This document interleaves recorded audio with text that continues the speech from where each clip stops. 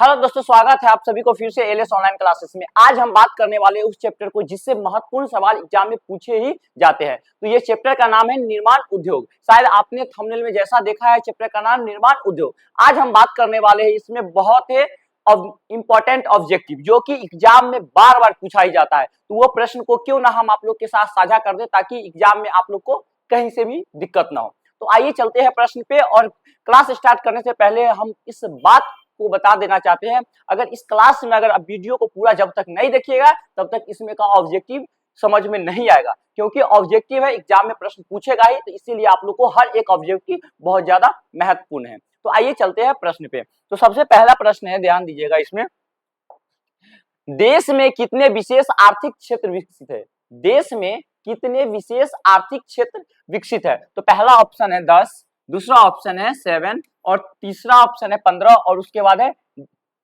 5। तो इसमें से आप लोग को पता होना चाहिए इसका क्या होगा। तो देश में कितने आर्थिक क्षेत्र क्या है विकसित है? वह था 7 है। कितना है? 7 है। आइए चलते हैं नेक्स्ट प्रश्न की ओर। तो नेक्स्ट प्रश्न आप लोग को, फाल्टा विशेष आर्थिक क्षेत्र कहाँ स्थित है? तो पहला ऑप्शन बिहार, दूसरा है पश्चिम बंगाल, तीसरा है केरल और चौथा है उड़ीसा। चौथा है उड़ीसा। तो फाल्टा विशेष आर्थिक क्षेत्र जो स्थित है वह कहाँ स्थित है? तो यह आप लोग को पता होना चाहिए पश्चिम बंगाल में। कहाँ है? पश्चिम बंगाल, यानी बी हो जाएगा दूसरा ऑप्शन। क्या हो जाएगा? बी। चलते हैं नेक्स्ट प्रश्न की ओर आते हैं। पारादीप पतन किस राज्य में स्थित है? पारादीप पतन किस राज्य में स्थित है? पहला ऑप्शन है उड़ीसा, दूसरा ऑप्शन है कर्नाटक, तीसरा ऑप्शन है केरल और चौथा ऑप्शन है तमिलनाडु। तो इसमें से आप लोग को पता होना चाहिए, पहला क्या है? उड़ीसा में। पारादीप पतन किस राज्य में स्थित है? तो यह है उड़ीसा में। कहाँ है? उड़ीसा में। चलते हैं नेक्स्ट प्रश्न की ओर। देखिए, निम्नांकित में कौन सा बंदरगाह पश्चिमी तट पर स्थित है? पहला ऑप्शन है कांडला, दूसरा है चेन्नई, तीसरा है पैरोडी और चौथा है विशाखापट्टनम। चौथा है विशाखापट्टनम, तो विशाखापट्टनम। तो ये हो जाएगा कांडला। क्या हो जाएगा? कांडला। आते हैं नेक्स्ट प्रश्न की ओर। इनमें कौन उद्योग अवस्थित का कारण नहीं है? इनमें कौन औद्योगिक अवस्थित का कारण नहीं है? तो पहला है बाजरा, दूसरा है जनसंख्या, तीसरा है पूंजी और चौथा है ऊर्जा। चौथा क्या है? ऊर्जा। तो इसमें से पता होना चाहिए क्या है? अवस्थित का कारण, औद्योगिक का नहीं कारण है। देखिए, औद्योगिक का मतलब होता है व्यापार वाणिज्य जो करना है। तो पहला आप लोग को औद्योगिक कर रहे हैं यानी व्यापार कर रहे हैं, तो आप लोग के लिए बाजार होना चाहिए। बाजार होना चाहिए, इसके लिए आप लोग को क्या होना चाहिए? ऊर्जा की भी जरूरत, यानी पूंजी पैसा की भी जरूरत चाहिए। उसके बाद क्या चाहिए आपको? ऊर्जा चाहिए, कौन एनर्जी चाहिए अपने मार्केटिंग को मार्केट करने के लिए। और उसके बाद जनसंख्या का तो कोई महत्व भी नहीं है, तो इसलिए option B is right answer. Next प्रश्न आप लोग को है, ध्यान दीजिएगा। भारत में सबसे पहले लौह इस्पात कंपनी निम्नांकित में कौन है? पहला है ऑप्शन भारतीय लौह और इस्पात कंपनी, दूसरा है टाटा लोहा इस्पात कंपनी, तीसरा है बोकारो स्टील कंपनी और चौथा है विश्व पर्यावरण लोहा और इस्पात कंपनी। तो आपको पता होना चाहिए ये क्या हो जाएगा? टाटा लोहा इस्पात कंपनी, जिसके संस्थापक थे कौन थे? रतन टाटा। कौन थे? रतन टाटा, याद रखिएगा, रतन टाटा। जो और ये अपने कमाई का बहुत सारा शेयर अपने क्या कर चुके हैं? अपने देश को दान दे चुके हैं। शायद ऐसा व्यक्ति जो भारत में दोबारा जन्म ले। हम लोग को कोशिश है, थोड़ा थोड़ा करेंगे ताकि ये भारत अच्छा बन पाए, इसलिए हम लोग को कोशिश करना पड़ेगा। ठीक है, चलते हैं नेक्स्ट प्रश्न की ओर। पहली आधुनिक सूती मिल मुंबई में स्थापित की गई थी क्योंकि मुंबई एक पतन है, दूसरा है यह कपास उत्पादक क्षेत्र के निकट है, उसके बाद है मुंबई में पूंजी उपलब्ध थी और उपयुक्त सभी। तो आप लोग को इसमें पता होना चाहिए क्या हो जाएगा? वहां पर ही मुंबई एक पतन भी है। अच्छा है, पतन का मतलब ये होता है जहाँ पे बहुत विशेष मतलब आर्थिक क्षेत्र, जहाँ पे जनसंख्या घनत्व जहाँ पे हो, और यहाँ पर बंदरगाह भी वहाँ पे है और कपास की भी खेती वहाँ पे अच्छा हो जाती है। और मुंबई में पूंजी उपलब्ध थी, मैंने पैसा रुपया बहुत ज्यादा था इनमें से, यानी option D is right answer. ठीक है, नेक्स्ट प्रश्न की ओर आते हैं। निम्नांकित में कौन उद्योग कृषि पर आधारित नहीं है? निम्नांकित में कौन सा उद्योग कृषि पर आधारित नहीं है? तो पहला है ऑप्शन सूती वस्त्र, दूसरा है सीमेंट, तीसरा है चीनी और चौथा है जूट वस्त्र। तो इसमें से कृषि पर आधारित नहीं है कौन सा? सीमेंट उद्योग। ठीक है, अब आते हैं नेक्स्ट प्रश्न की ओर, ध्यान दीजिएगा। हुगली किस औद्योगिक क्षेत्र का केंद्र है? हुगली किस नदी का औद्योगिक क्षेत्र है? पहला है कोलकाता रिसरा, दूसरा है कोलकाता कोन्नागारी उसके बाद है कोलकाता मेदिनीपुरी और उसके बाद कोलकाता हावड़ा। तो ये हो जाएगा, कहाँ पे हो जाएगा, कोलकाता, कोलकाता रिश्ता। कौन हो जाएगा, कोलकाता रिश्ता। चलते हैं नेक्स्ट प्रश्न की ओर, आप लोग समझिएगा और अच्छे से ध्यान दीजिएगा, क्योंकि देखिएगा बहुत सारे व्यक्ति ऐसे होते हैं जो आपके जीवन के लेके सीरियस होते हैं, लेकिन जैसा कोई व्यक्ति सोचता है वैसा कोई आप काम नहीं करते हैं। तो इसे याद रखिएगा दोस्तों, जो आदमी शक करता है ना, वो आदमी को शक करने दीजिएगा, क्योंकि शक का बीमारी बहुत ज्यादा होता है। इसलिए कभी भी अपने आप को ऐसा बना के रखिए जो आपको कितना भी कोई शक करे, लेकिन उस शक का उसके पास में पछतावा हो, इस आदमी को हमको शक नहीं करना चाहिए, ठीक है। तो इसलिए आप लोग को, ठीक है, अच्छा से पढ़ाई कीजिए, मेहनत कीजिए और आगे के जीवन के लिए अभी से ही मेहनत कीजिए, क्योंकि आपके जीवन का हकदार, एक बात याद रखिएगा, अगर जीवन में कोई बदलाव कर सकता है तो वो जीवन में खुद और खुद अपने ही बदलाव हो सकता है। जीवन में आप दूसरे को देखकर बदल सकते हैं, लेकिन जो अपने आप बदलेगा ना, उसका बातें कुछ अलग होता है। तो आइए चलते हैं नेक्स्ट प्रश्न की ओर और ध्यान दीजिएगा आगे अच्छे से। निम्नलिखित में कौन सा उद्योग सार्वजनिक क्षेत्र के अंतर्गत आता है?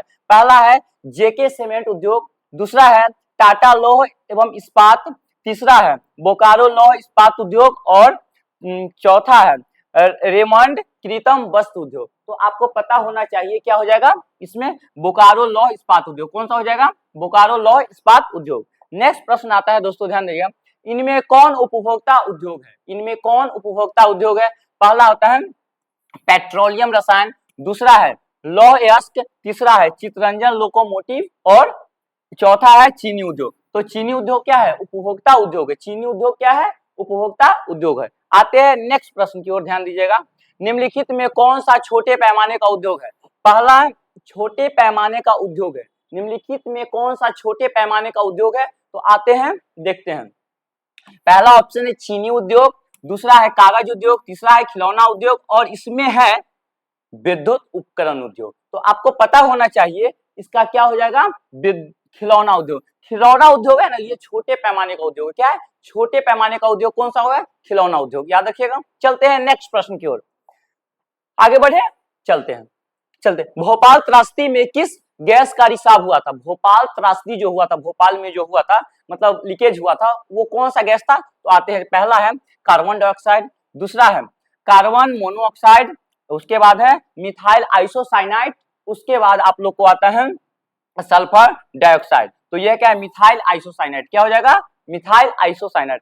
आते हैं नेक्स्ट की ओर, ध्यान देते हैं, निम्नलिखित में कौन सा उद्योग दूरभाष कंप्यूटर आदि संयंत्र निर्माण करता है? अगला आता है स्टील, दूसरा है इलेक्ट्रॉनिक, तीसरा है एल्यूमिनियम और इसमें आ जाता है लोहा। तो इसमें कौन आता है, इलेक्ट्रॉनिक। कौन सा हो जाएगा, इलेक्ट्रॉनिक उद्योग। अब आते हैं नेक्स्ट प्रश्न की ओर, ध्यान दीजिएगा, इनमें कहां स्वतंत्रता प्राप्ति के बाद, इनमें कहां स्वतंत्रता प्राप्ति के बाद लौह इस्पात का कारखाना खुला? पहला है जमशेदपुर, दूसरा है राउरकेला, तीसरा है बर्नपुर, उसके बाद है कुल्टी, चौथा ऑप्शन है आप लोग को कुल्टी। तो आप लोग यहाँ ध्यान दीजिएगा, ये कहाँ खुला था, राउरकेला में। कहाँ खुला था, राउरकेला में। अब देखते हैं नेक्स्ट प्रश्न की ओर, ध्यान दीजिए, इनमें कौन सा उद्योग चूना पत्थर को कच्चे माल के रूप में प्रयोग होता है? चूना पत्थर को कच्चे माल के रूप में उपयोग होता है। तो आपको पता होना चाहिए एल्युमिनियम, उसके बाद होता है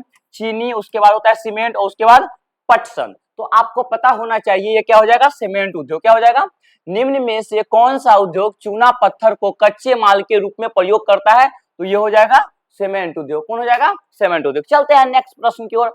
बताइएगा दोस्तों, यह प्रश्न आप लोग के लिए बहुत ही ज्यादा इंपॉर्टेंट है, इसलिए हर एक प्रश्न को आप लोग अच्छे से सीखिए और अच्छे से बढ़ते रहे। अगर कहीं भी कोई क्लास में डाउट है तो मेरे व्हाट्सएप नंबर यहाँ पे है, आप लोग उसमें करके मेरे से डाउट पूछ सकते हैं। इसके लिए आप लोग को करना पड़ेगा डाउट क्लियर करने के लिए। हमारे एलएस ऑनलाइन क्लासेस की सारी टीम जितना भी है वो आपको हेल्प करेंगे, ठीक है। तो चलते हैं नेक्स्ट प्रश्न की ओर, ध्यान दीजिएगा। अगला प्रश्न है 17, नेपा नगर प्रसिद्ध है चीनी के लिए, सीमेंट के लिए, अखबारी कागज के लिए और सूती कपड़ों के लिए। किसके लिए प्रसिद्ध है? तो आपको पता होना चाहिए सीमेंट इसके लिए, चीनी उद्योग के लिए, सीमेंट उद्योग के लिए, अखबारी का। तो नेपा नगर जो प्रसिद्ध है ना, वो अखबारी कागज के लिए प्रसिद्ध है। किसके लिए? अखबारी कागज के लिए प्रसिद्ध है। नेपा नगर किसके लिए प्रसिद्ध है? अखबारी कागज के लिए प्रसिद्ध है। आते हैं नेक्स्ट प्रश्न पे। मोरमुगाओ बंदरगाह कहाँ है? मोरमुगाओ बंदरगाह कहाँ है? तो पहला होता है कर्नाटक, दूसरा होता है गोवा, तीसरा होता है तमिलनाडु और चौथा होता है आंध्र प्रदेश। चौथा कहाँ होता है? आंध्र प्रदेश। तो आप लोग को समझ, मोरमुगाओ बंदरगाह कहाँ है? तो मोरमुगाओ बंदरगाह कहाँ है?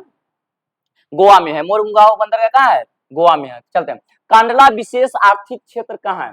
कांडला विशेष आर्थिक क्षेत्र कहाँ है? पहला है महाराष्ट्र, दूसरा है केरल, तीसरा है पश्चिम बंगाल और चौथा है गुजरात। तो कांडला विशेष आर्थिक क्षेत्र कहाँ है? तो आपको पता होना चाहिए कहाँ है? गुजरात है। कहाँ है? गुजरात है। आगे की ओर आते हैं, राउरकेला इस्पात संयंत्र की स्थापना में किस देश ने सहायता की थी? पहला है ऑप्शन जर्मनी, दूसरा है ब्रिटेन, तीसरा है रूस और चौथा है जापान। तो आपको राउरकेला इस्पात संयंत्र को स्थापित करने में किस देश ने सहायता की? तो यह जर्मनी ने किया था। कौन किया था? जर्मनी ने किया था। आते हैं नेक्स्ट प्रश्न की ओर, देखिएगा आप लोग, भारतीय लौह और इस्पात कंपनी कहाँ स्थापित किया गया था? तो पहला है भद्रावती, दूसरा है दुर्गापुर, तीसरा है सेलम, उसके बाद है किसे वर्णपुर। तो आपको इसमें से बताना होगा कहाँ पे हो गया था? भद्रावती में किया गया था। भारतीय लौह एवं इस्पात कंपनी कहाँ स्थापित किया गया था? तो भद्रावती में। कहाँ किया गया था? भद्रावती में। आते हैं नेक्स्ट प्रश्न की ओर, इंदौर बंदरगाह कहाँ स्थित है? अगला प्रश्न है आप लोग को, इंदौर बंदरगाह कहाँ स्थित है? तो पहला है केरल, दूसरा है तमिलनाडु, तीसरा है उड़ीसा और चौथा है महाराष्ट्र। तो आपको पता होना चाहिए क्या हो जाएगा? तमिलनाडु में। इंदौर बंदरगाह कहाँ स्थित है? इंदौर बंदरगाह जो स्थित है दोस्तों, वह कहाँ है? तमिलनाडु में। इंदौर बंदरगाह कहाँ स्थित है? तमिलनाडु में। आते हैं नेक्स्ट प्रश्न की ओर, भारत में प्रथम सूती वस्त्र उद्योग कहाँ स्थापित किया गया था? तो आपको पता होना चाहिए, पहला है मुंबई, दूसरा है चेन्नई, तीसरा है कोलकाता और चौथा है अहमदाबाद। तो आपको पता होना चाहिए इसका कहाँ किया गया था? तो इसका किया गया था कोलकाता में किया गया था। ठीक है, और बताइएगा कोलकाता जो है किस नदी के किनारे बसा हुआ है? तो वह हुगली नदी है। कौन है? कोलकाता जो हुगली नदी है, और वहां गंगा को पद्मा नदी के नाम से जानते हैं। ठीक है, आपको पता होना चाहिए। आते हैं नेक्स्ट प्रश्न की ओर, बोकारो स्टील प्लांट किस पंचवर्षीय योजना में बना? बोकारो स्टील प्लांट किस पंचवर्षीय योजना में बना? दूसरा है दूसरी, तीसरी, चौथी और पंचमी। तो आपको पता होना चाहिए ये क्या हो जाएगा? तीसरी में बना था। कब बना था? तीसरी में बना था। आते हैं नेक्स्ट प्रश्न की ओर, ध्यान दीजिएगा, अधिकांश लोह